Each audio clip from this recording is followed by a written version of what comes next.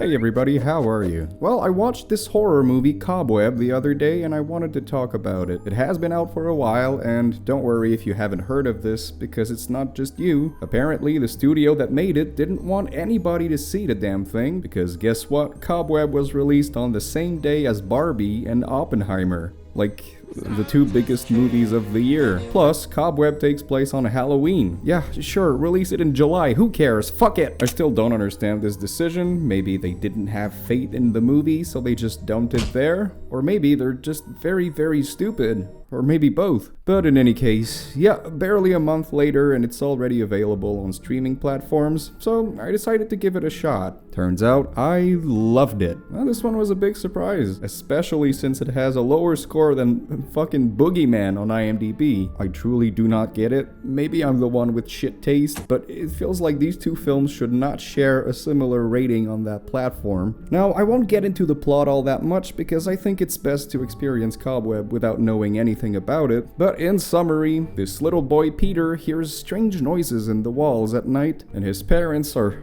really weird.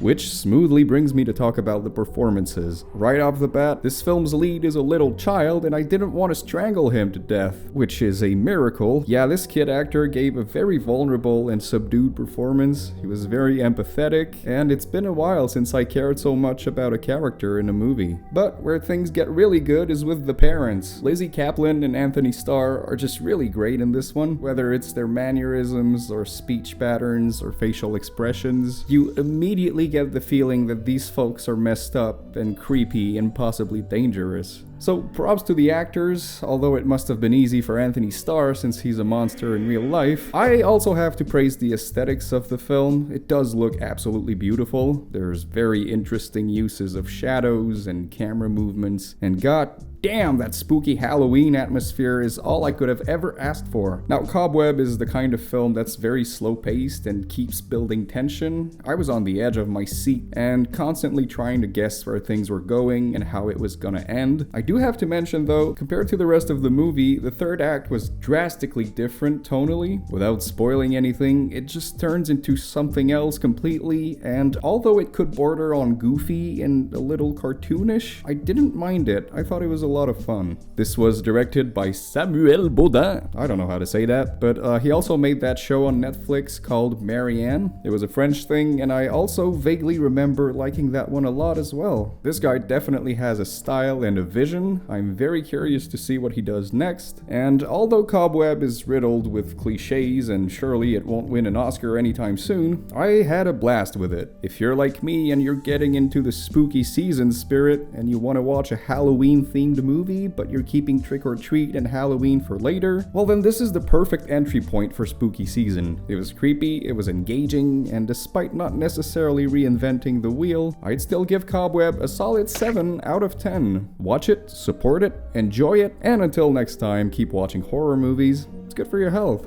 Bye bye.